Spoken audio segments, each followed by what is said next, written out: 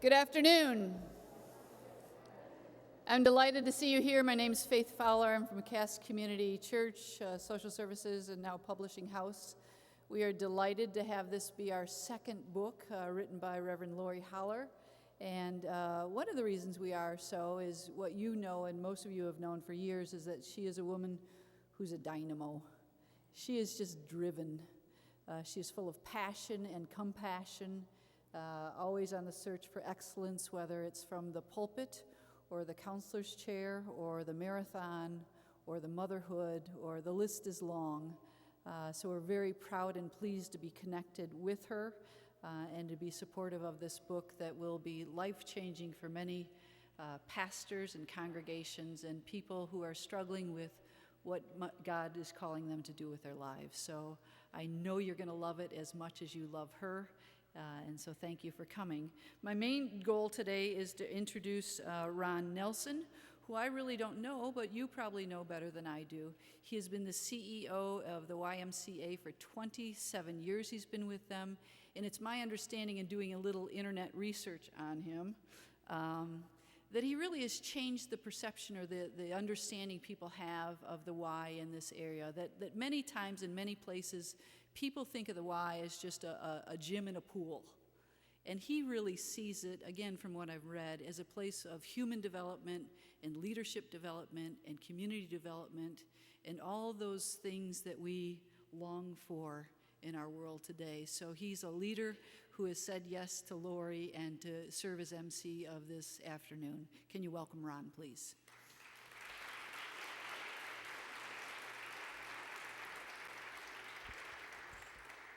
Thanks, Faith. Good afternoon. I have the honor today of introducing you to Laurie Haller's tremendous new book, as well as each reader and others who are going to bring the pages of Recess to life. I should warn you, there's some things that might surprise you. Pastors are not exempt from struggling with balance and burnout. A gifted, seasoned, successful spiritual leader questioned whether she should leave the church. There's several other revelations about Laurie, like her phobias and her fears.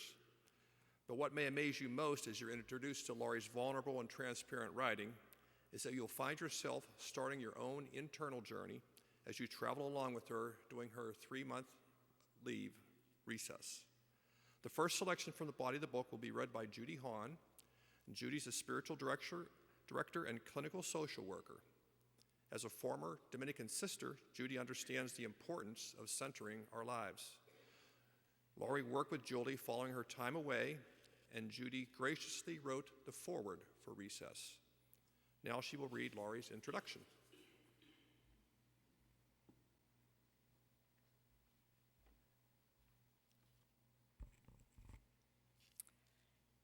It could have gone either way. I could have easily dropped out, never to return to the professional ministry, another casualty in a profession that is not always kind to its clergy.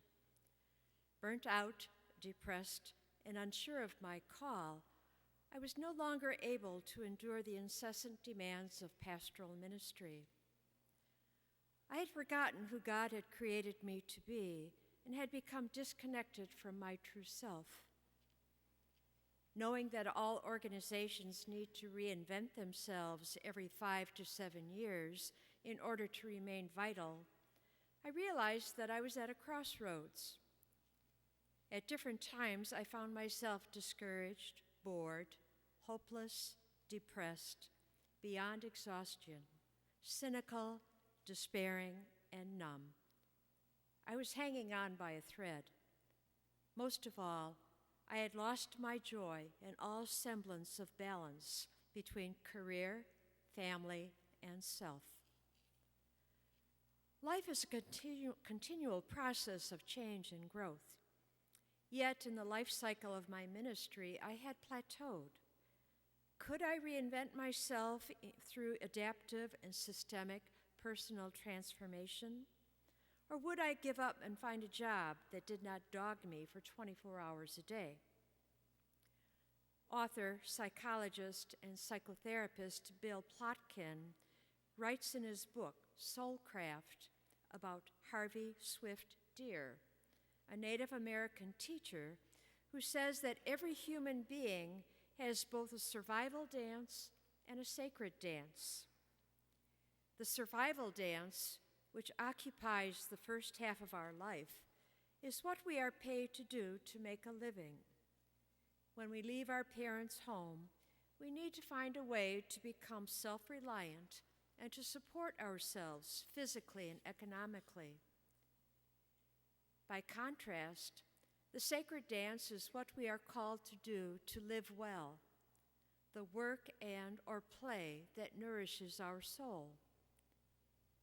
Many of us expend so much of our time and energy in the survival dance that we never get to the sacred dance. The sacred dance is not about ego, money, power, status, or advancement. It's about wholeness, passion, fullness of life, and kingdom living. The survival dance and the sacred dance are often not one and the same. Once we find a way to survive in this world, we are then free to develop our sacred dance. The danger for clergy is that the survival dance and the sacred dance become so intertwined that we cannot distinguish between the two. The focus of our calling becomes building a career that is so consuming that the holiness of the sacred dance becomes lost. 12 years ago, I had the privilege of taking a 3-month renewal leave for my responsibilities as a local pastor at the United Methodist Church. Realizing that the stress and constant demands of 20 years of pastoral ministry had taken a toll on my physical, emotional, and spiritual health, I applied for and received a $30,000 grant from the Lilly Endowment as part of their clergy renewal program. It was a gift I will only be able to repay by living the lessons that I learned about myself and about the church. Recess is the story of how I recovered play and purpose. It's a testimony to 3 months that saved my ministry, my sacred dance, and my life.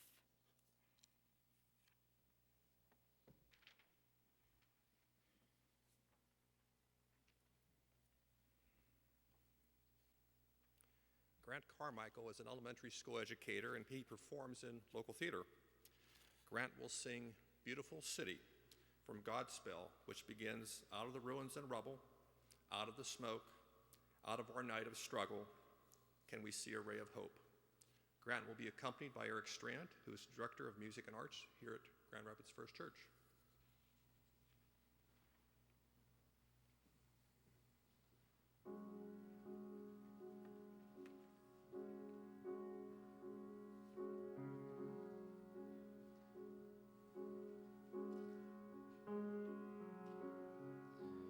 Out of the ruins and rubble, out of the smoke, out of our night of struggle, can we see a ray of hope? One pale thin ray reaching for the day we can build a beautiful city. Yes, we can. Yes, we can. We can build a beautiful city, not a city of angels, but we can build a city of man.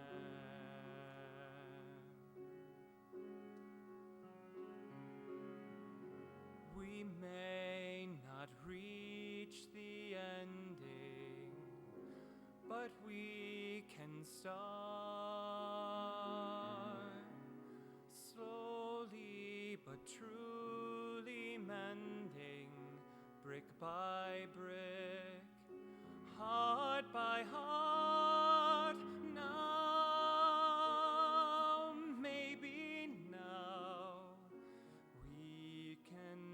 start learning how we can build a beautiful city. Yes, we can. Yes, we can. We can build a beautiful city. Not a city of angels, but we can build a city of man. When your trust is all but shattered, when your faith is all but killed, you can give up bitter and shattered, or you can slowly start to build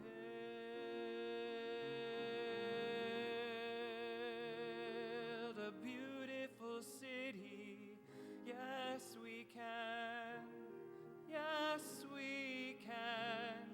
We can build a beautiful city.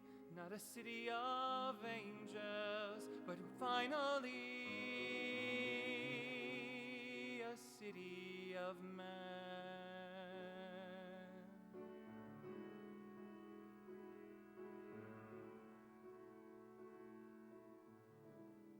A city of man.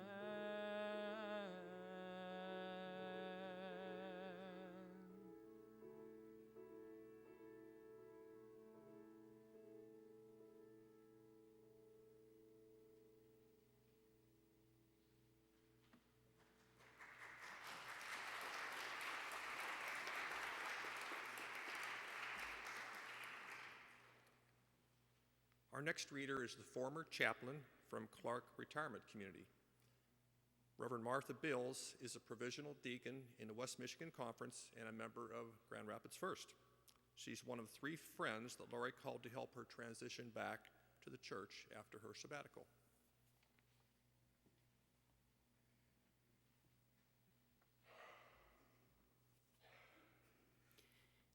Touching the holy. Like most people, I battle certain fears on a regular basis. My 2 biggest fears are dogs and elevators. Years ago, I was attacked by a pit bull as I was running. The dog rushed out from behind a house on a country road, and I didn't have a prayer of escaping. Fortunately, a teenage boy from a neighboring house was outside and saw what was happening. He took a baseball bat and beat the dog away from me. Ever since, I've had an irrational fear of dogs, especially when running in rural areas. I also have a fear of enclosed spaces. When I was a little girl, I became stuck in a bathroom on the beach at Ocean City, New Jersey, where our family vacationed every summer. I simply could not get the door unlocked and ended up climbing over the top of the door. Since then, the fear of enclosed places has become a well-developed claustrophobia in my life. I'm terrified of most elevators because there are no windows. They're small, and I can't even begin to imagine being stuck between floors. When I get onto an elevator, I can feel my pulse begin to race. I almost hyperventilate. Even now as I'm writing, I can feel the panic. I can't remember how the doors shut because of one thing or another. A strange noise, a jerking motion, no one else on the elevator, or just bad vibes. Because I don't have time to use the stairs every time I go to a hospital to visit a parishioner, I'm gradually learning to face this fear, but it's not easy. As for the elevator at First Church, I haven't a clue what it even looks like inside. I won't go near it. I've just returned from one of the most scenic runs I've ever taken. I overcame my fear of passing several houses with potential dogs and ended up running to the top of the Yellowtail Dam. I think my quadricep muscles will be sore tomorrow morning. About 2 miles are straight uphill. It's such a gorgeous morning. I saw the sunrise with brilliant orange light reflecting off the clouds. I ran along the canyon and observed all the vegetation, birds, and shades of light. I continued to relish this beautiful and barren land during our last day of fishing. The fishing is pretty good. considering the wind came up in the afternoon and stifled the dry fishing. I land some big rainbows today. It's great fun. We also experience clouds, some rain, and even a rainbow in the late afternoon. Steve is a great guide, very professional and helpful, with a pleasant personality. What a perfect way to start my renewal leave. I read an excerpt tonight from John Wick's book, Touching the Holy, where he quotes a seminarian who heard Desmond Tutu speak. The student remarked, "Today I met a holy man." When asked to elaborate, the seminarian said that in Tutu's presence, he was able to experience Christ in his own life. If only I can be a window to Christ for others through my presence. I think of our guide, Steve, who says over and over, "Well done, Laurie. Well done, Jerry." That really makes me feel good, even though I know I goof up more than I do well in fly fishing. I want people to feel peace, calm, serenity, and comfort by being with me. But if I do not feel peace, calm, serenity, and comfort in my interior life, I have nothing to offer to others, no matter how much I want to give. Perhaps that is my goal for these 3 months, to listen to God, discover who I am underneath all the crud, and then become the person God wants me to be.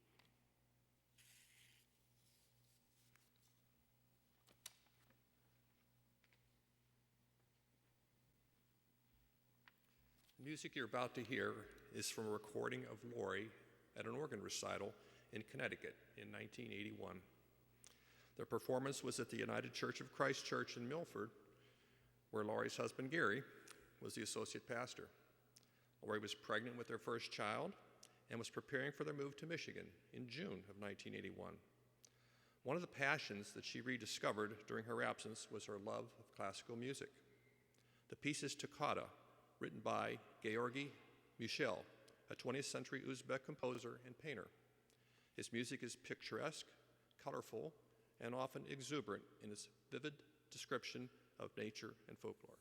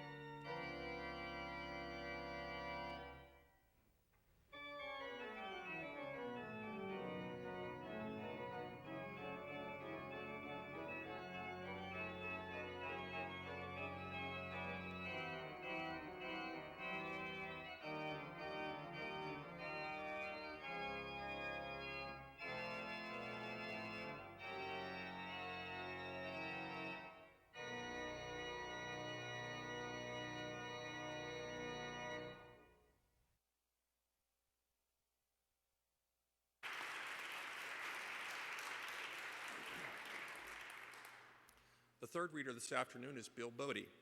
Bill's the Children's Ministries Director at Genesis United Methodist Church. He's also the president of My Book, LLC. Bill helped Laurie begin the process of writing Recess when she was the Grand Rapids District Superintendent.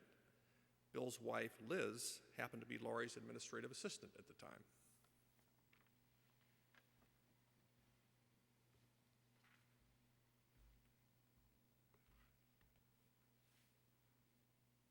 September 11th. Americans will always remember where they were on September 11th, 2001, just as I remember where I was when President Kennedy and Martin Luther King Jr. were assassinated. President Reagan was shot, and the Space Shuttle Challenger blew up. So I will always remember this day.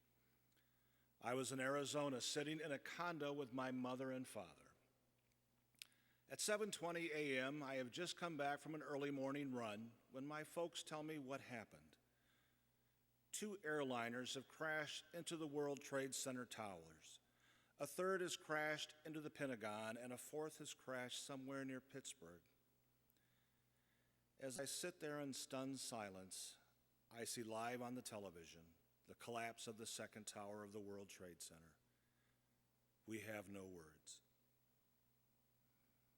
All day I take my anger and my helplessness out on God. Why, God? Why couldn't you have prevented this? What do you think about this, God? Are you happy? How can you sit back and just let this happen? How can we trust you now? What good are you? Why did you create people who are capable of doing such a thing? Why can't people live peaceably with one another? I feel so inadequate, not being able to do anything. I know the church is already setting in motion a response to the terrorist attacks. There was a special staff meeting to determine how the church could best minister to the needs of parishioners. People will be coming to First Church for help and comfort who have never been in church before. There will be prayer meetings and special worship services. Gary will write a completely different sermon and will be working with a seminary intern and youth minister, neither of whom is experienced in leading worship. I am far, far away, unable to help. My entire renewal leave looks pretty irrelevant in light of what has happened today. I wonder how it will affect the rest of my time away. Since I cannot do anything here, I will simply be in prayer.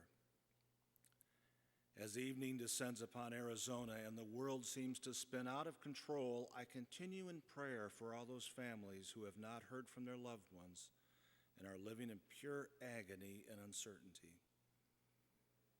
I can do nothing except hope they know how the entire country mourns for them and their loved ones. Suddenly, all the lights go off in the condo. It's 8:23 p.m. What in the world is going on? Is this connected with the terrorist attacks, or is it a coincidence? Lord, have mercy on us all. Mom and Dad brought a flashlight, so at least we can see. We are in utter darkness, literally and figuratively. We decide to take a walk around the resort and discover that all of Phoenix south of us is without power. At 8:49 p.m., the lights come back on. Our theory is that there was such a power surge from too many people watching news about the terrorist attacks. During this time, I am reading the Psalms, Psalm 121, Psalm 130, and Psalm 139.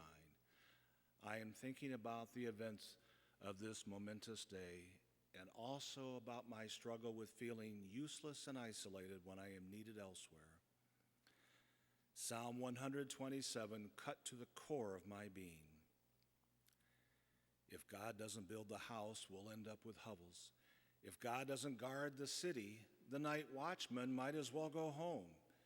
It's useless to get up early and to go to bed late, fretting about your work. For God gives sleep to those he loves. As I stew about my inability to help at such an important time, I can't help but think that good will come out of all of this for me. The good is that I'm learning what it is like not to be in control, to be totally out of the loop, and not to have the praise and status of always being in the middle of ministry, of basking in the limelight of helping others. I am learning how insignificant I am and how my pride has gotten in the way of my relationship with God.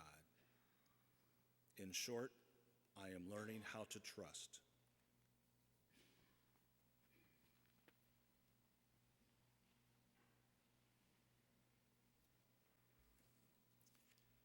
You'll now hear the music of Singing Bowls, played by members of the Birmingham First United Methodist Church's Desert Sisters. The group was formed during their annual Fall Women's Retreat on Drummond Island last year. Mixie Hockman will explain some of the background of the Tibetan Singing Bowls.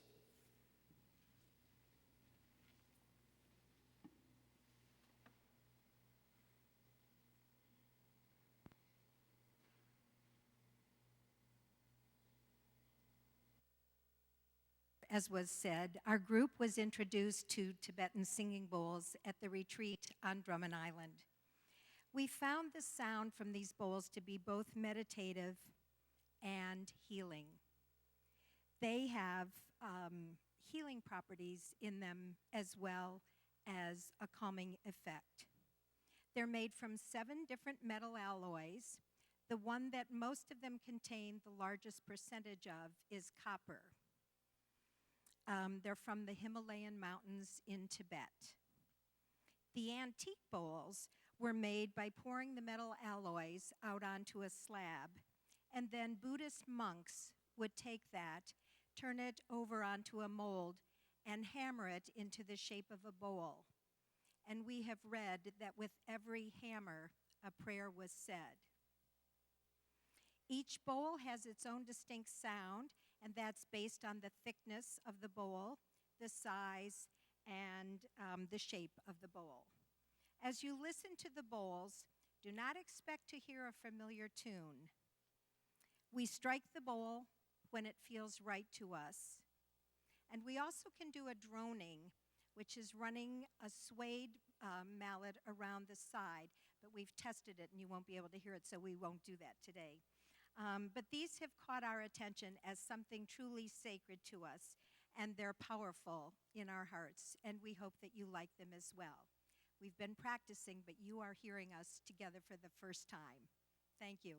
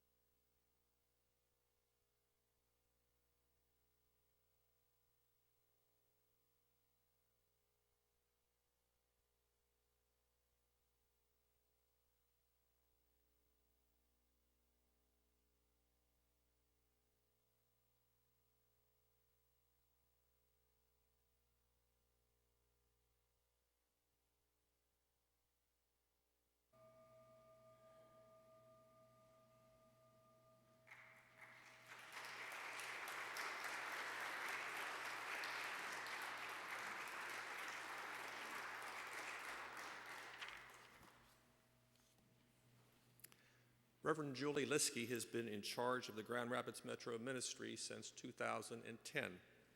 She also serves as the associate pastor at Trinity United Methodist Church. Julie is a personal friend of Laurie's.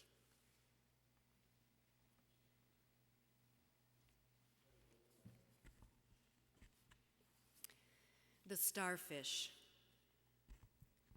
God certainly has a sense of humor. As I prepare for a long bicycle ride on the beach in Hilton Head this morning, I think to myself, I'd really like to have another starfish for the girls, since we only found one while they were here. Then, as I always do before a run or a bicycle ride, I pray, God, I'm paying attention. I am open to however you want to show me your backside today. I head south toward the end of the island, and after a few minutes, I see a starfish. As I pick it up, a woman walking by says, if you just keep going, you'll find a lot of starfish. I wonder what she means. After all, I have only found a few starfish in 5 weeks, and my parents, avid beachcombers, have never found any starfish in the 15 years they've been coming to Hilton Head. In a matter of seconds, my mouth drops open and I stare in amazement. The beach is littered with starfish. Some have one or more arms broken off, but most are perfect. I laugh out loud and say, God, I only asked for one. Now what am I going to do? Starfish washed onto the beach by the tide are dying, so it won't do any good to throw them back into the ocean.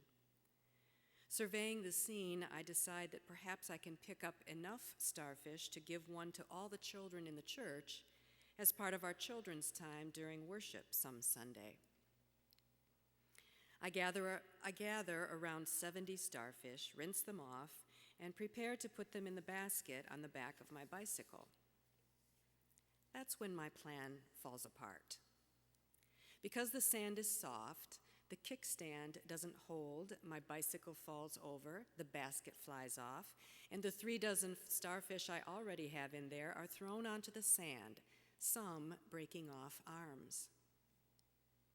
The basket had only been precariously attached to the bicycle and needed fixing, but I thought my temporary solution of using twist ties to secure the basket was clever. I am wrong. The twist ties have disappeared and there is no way to attach the basket. Here I am with 70 starfish in a basket, 3 miles from home. I try to hold the basket with one hand while the other hand steers the bicycle, but the basket is too heavy. The only solution is to delicately balance the basket in the center of the handlebars. I wrap my thumbs around the basket with the other fingers steering. It works for half a mile until the front tire catches on the edge of the bike trail and my starfish and I tumble into someone's front yard. I methodically put all the starfish back into the basket, noting that at least 15 more arms have been amputated in the accident and left at the scene. I carefully get back on the bicycle and ride home without further incident. After dealing with the greatest physical challenge of my renewal leave, I notice that at least half of the starfish now have missing limbs.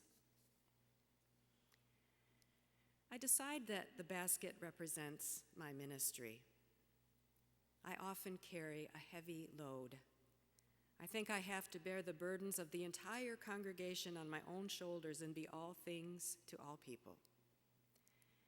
In his book, Open Secrets, A Spiritual Journey Through a Country Church, Richard Lisher quotes a friend who says that most Protestant ministers are a quivering mass of availability, implying that our ego drives us to put our personal stamp on everything and be there for everyone at all times, so that our own need to be needed is fulfilled. I confess that I am often a quivering mass of availability, needing to be there for my quivering mass of starfish that represent the human hurts and hopes of my congregation. Some starfish are whole, but most are broken in some way. It's the same with my parishioners. When I try to carry their burdens myself, it's like trying to balance the basket on my bicycle. It's impossible. I can do it for a while, then I stumble and fall. I gather up all the burdens and try again. Sooner or later, however, I will fall again because the load is simply too heavy. When I fall, even more limbs are broken. It's a wonderful image for the shape of my ministry over the last 20 years and why I have needed this renewal leave. The starfish are now lying out to dry. I hope I have enough for the children. Some will probably have to take home a broken starfish. I know that won't be their first choice. To be broken is never anyone's choice. But I did find a special starfish to show them. It has an arm broken off, but a new one was starting to grow back. I hope I can share with them how, when we are broken, Jesus can heal us. All we have to do is keep our basket connected to the bicycle.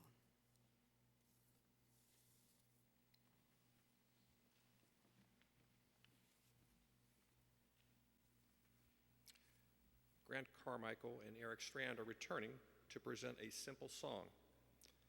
One of the pieces of Mass, a theater production that was commissioned by Jacqueline Kennedy and composed by Leonard Bernstein with lyrics by Stephen Schwartz. It premiered on September the 8th, 1971, as part of the opening of the John F. Kennedy Center for the Performing Arts in Washington, D.C.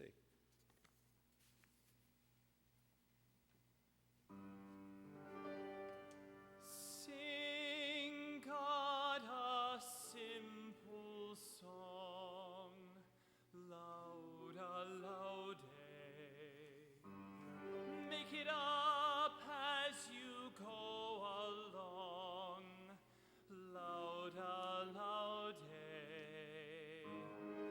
Sing like you like to sing. God loves all simple things, for God is the simplest of all. For God is the simplest of all.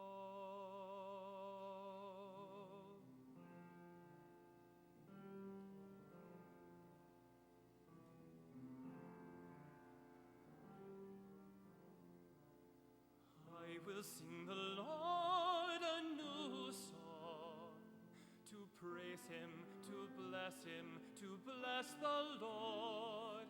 I will sing his praises while I live all of my days.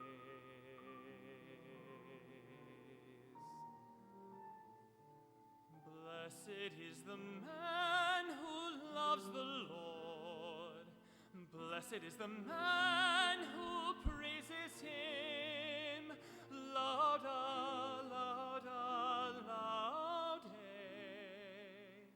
and walks in his ways. I will lift up mine eyes to the hills from whence comes my help. I will lift up my voice to the Lord, singing louder. For the Lord is my shade, is the shade upon my right hand, and the sun shall not smite me by day, nor the moon by night.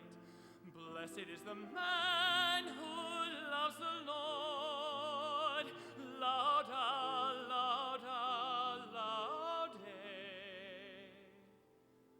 and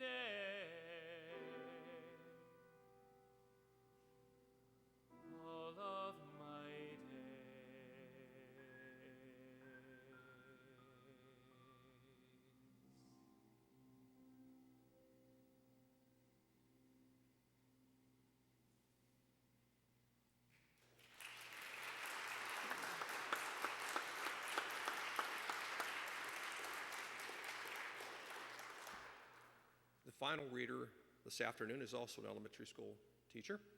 Scott Donnelly is a member of the Grand Rapids First congregation, although occasionally he drives across the street on Sunday morning to hear Laurie preach.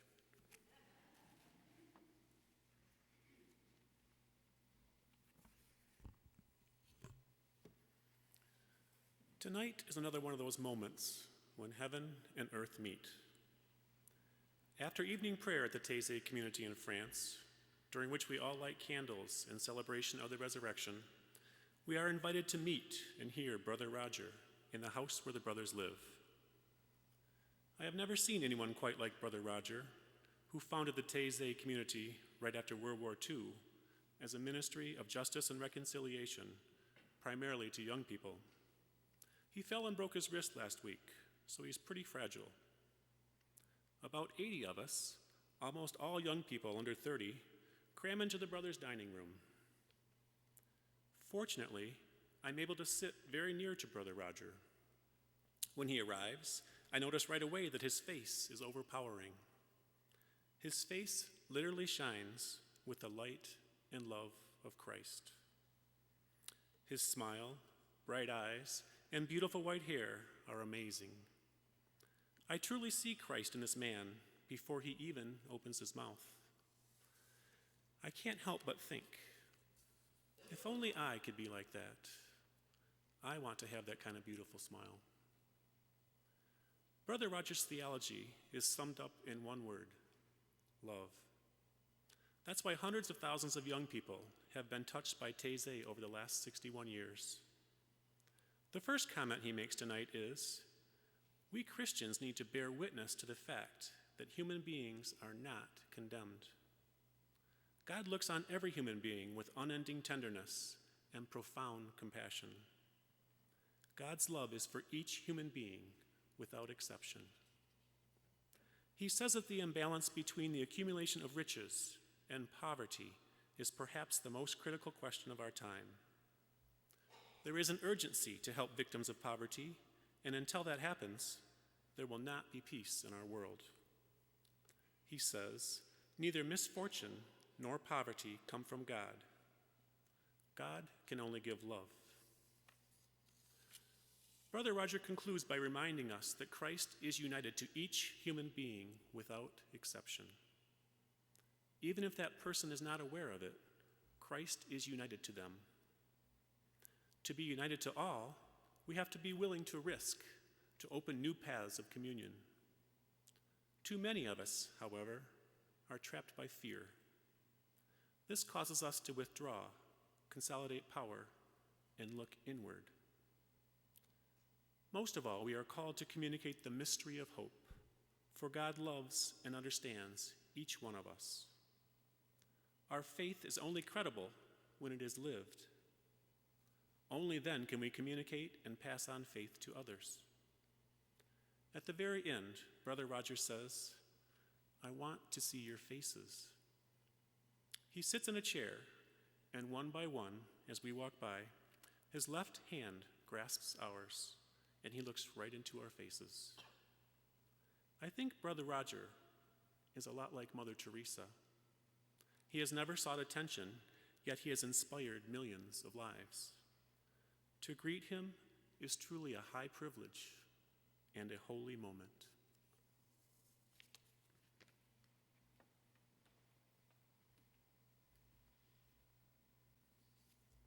Scott Wilkinson couldn't be here today, but after reading Laurie's manuscript, he wrote and recorded a song that pays tribute to the themes developed in recess. Listen closely to his words and reflect on Laurie's experiences, and in the words of John Wesley, how it is with your soul.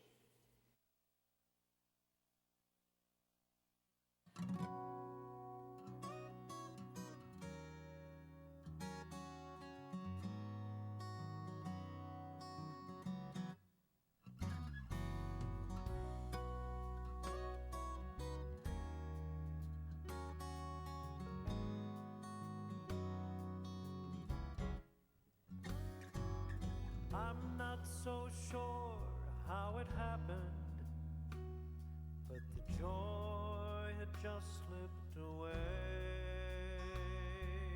All left me given away. Then I heard your song gently nudging me on from this frantic place to come celebrate. The darkness turned into dawn, and now I'm so glad I answered the call to help me reclaim my place in it all. The bread and the wine, just passing time, and be glad for this second chance to dance.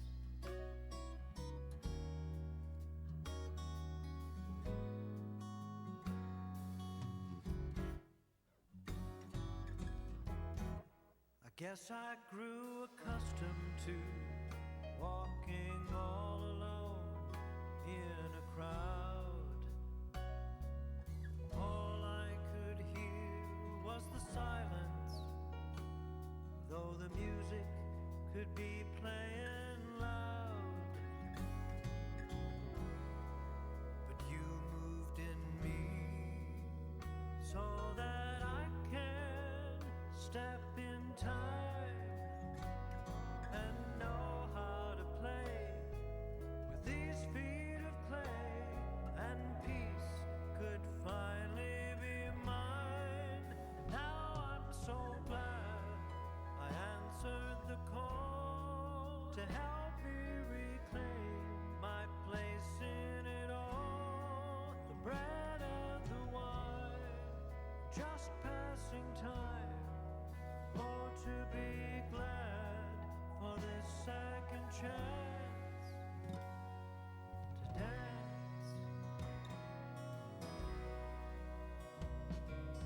Gravity empties the hourglass sand. That's why we must dance whenever we can.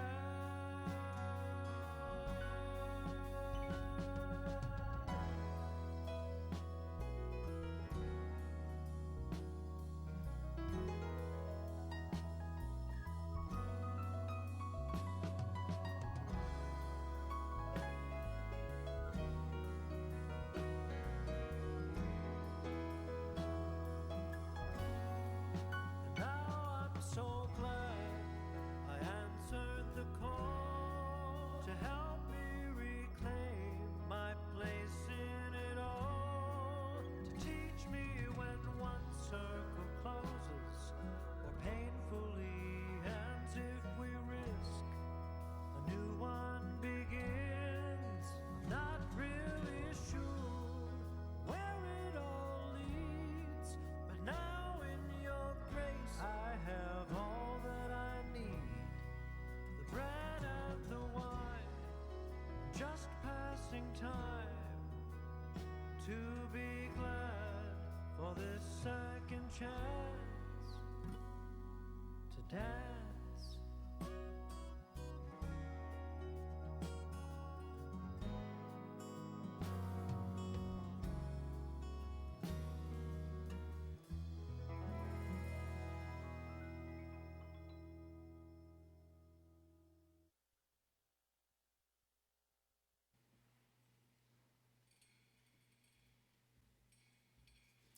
Laurie has agreed to answer a few questions about recess. Just raise your hand, and someone from the production crew will bring a microphone to you. Please join me in welcoming our beloved Reverend Laurie Haller.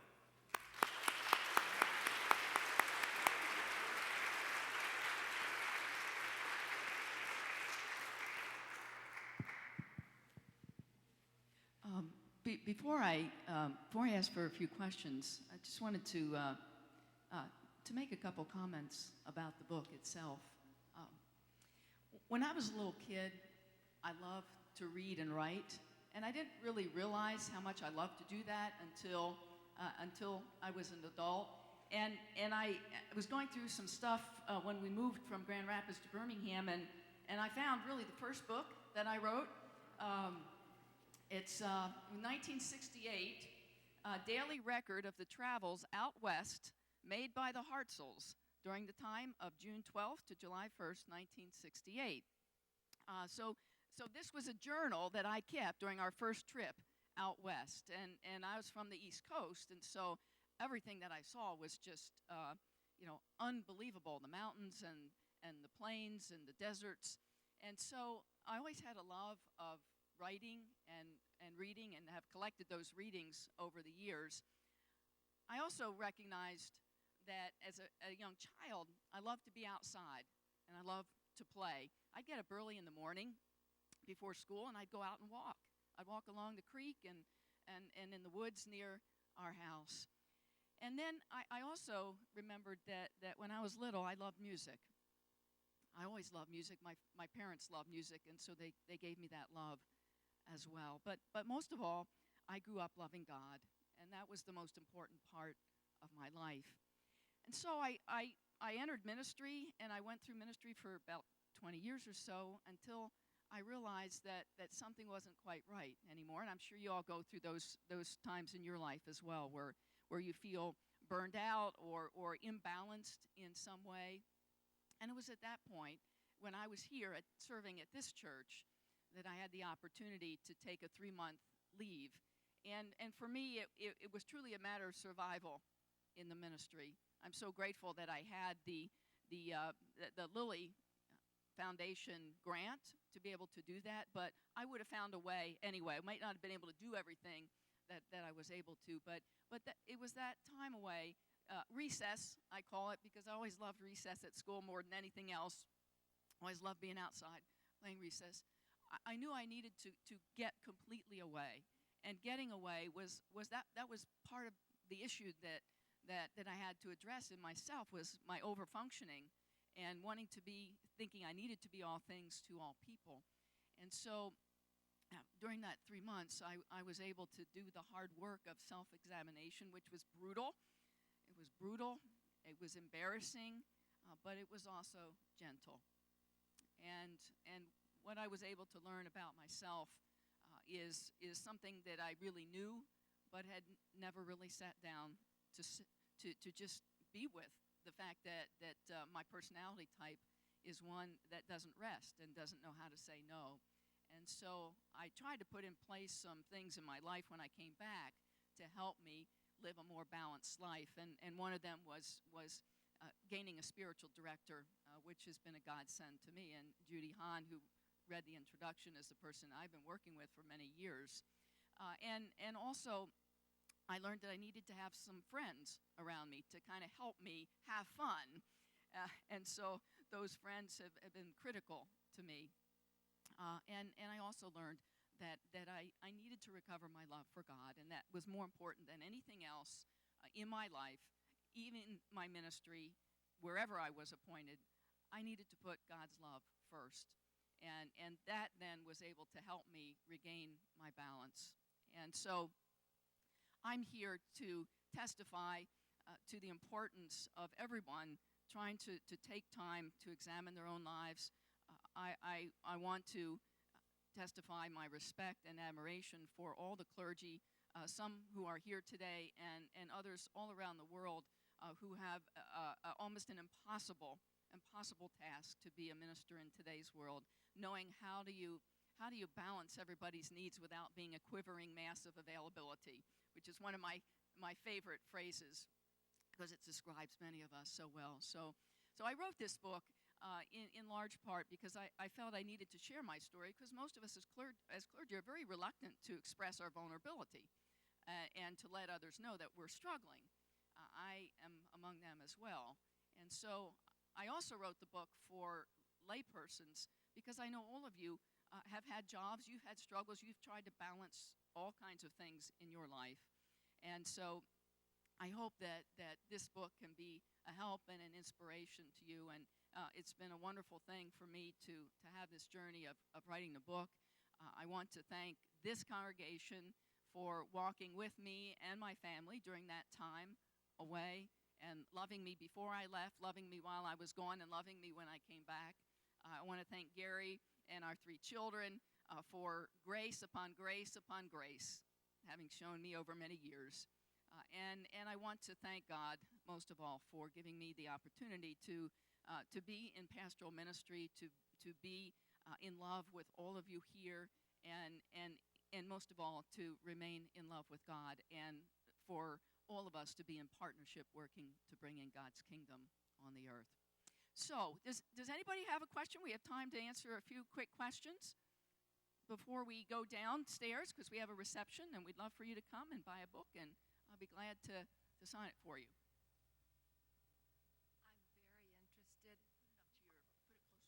I'm very interested in the singing bowls.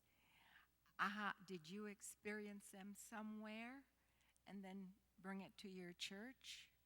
Or how did you find them? I wish I could take credit for that, but I cannot. I was at the retreat on Drummond Island. Well, I'm part of the Desert Sisters, which is one of our groups at the church. Is kind of out there a little bit and experimenting with different forms of spirituality. And we had at our retreat this fall a woman from Traverse City who came over to Drummond Island and spent an evening with us and sharing the singing bowls, and it was a wonderful experience for us. So now you see we have our own singing bowls. So we have to figure out how might we incorporate that into worship. We'll have an experience next week at the launch event at Birmingham that will be introduced to the congregation at that time. Anybody else have a question that they'd like to ask? When you see a swing now, do you swing? I do. I can't swing on that one because that's got a sign on it that says, do not swing.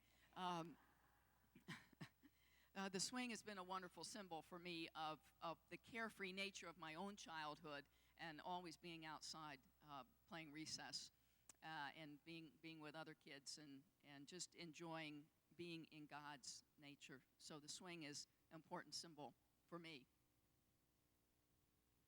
Laurie, when you swing, is it contemplative or competitive?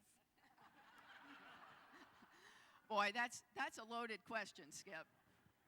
You all know that I'm a little competitive, but but for me, this time away was very contemplative, and I see my time that I spend outside, wherever I am, is contemplative, because that's how I connect with God, by being outside. Bob. I am 95 years old. I've been in the ministry 75 years. But every Monday, I expect a letter from Laurie. And on Wednesday, I get another letter from John Shelby Spong. And that keeps me going. Thank you, Laurie. For those of you who don't know, I write a blog every Monday morning, and Bob is one of those readers, and always grateful for his input and his wisdom. Anybody else have a question?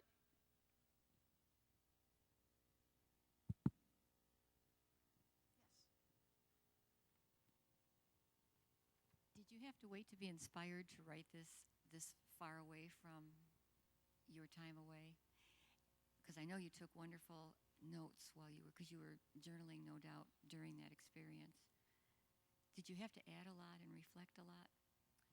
I wrote most of it. I kept a journal. I spent about 2 or 3 hours a day writing when I was gone, and kept a journal. So I didn't put it together until later, but it was maybe like 2 years later.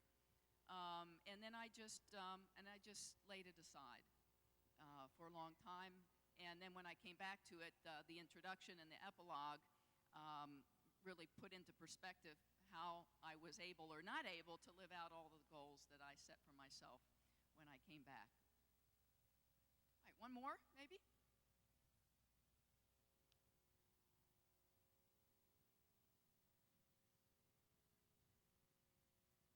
My wife gets your blog, and I've forgotten how can I get back on that list. if you want to get back on the list, come see me downstairs, and we'll and come downstairs at the desk, and you can, if you write your email address, we'll get you on the blog. Okay, I want to finish by reading one of the prayer poems that are at the end of each chapter, and this one is called "Come Out and Play." But in order to understand it, there's one word that you may not know. It's new for some people. It's called wabi-sabi. How many of you have heard the word wabi-sabi? All my friends up here have. Birmingham, a couple others of you have. Wabi-sabi is a Japanese word which really means seeing beauty in what is imperfect. Seeing beauty in the imperfect. So, it's called Come Out and Play. Come out and play, my childhood self pleads. Don't you remember? May I, God? Is it possible to let go of my burdens for a time? Am I so arrogant that I don't trust you enough to hold them for me? Delicious freedom, like a butterfly flitting daintily around my head. Carefree. Let you be in charge, God. I take a long, loving look at my life and think, wabi-sabi.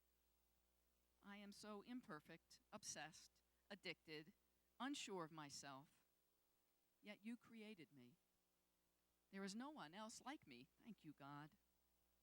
To see beauty in ugliness, perfection in a flawed personality, wonder in hopelessness. That's grace. That's the call. That's freedom. Come out and play, the butterfly teases. I am released from all that holds me back. I think I will. Wabi-sabi.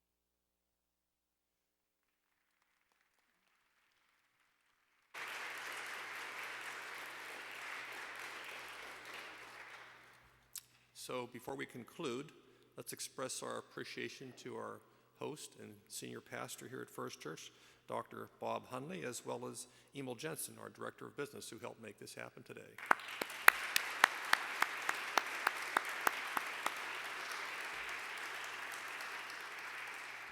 And as Laurie mentioned, you're invited downstairs to Wesley Hall for a reception. She will be there to sign books, and the proceeds from her books will benefit the ministries of Cass Community United Methodist Church and Cass Community Social Services in Detroit. Thank you for attending today.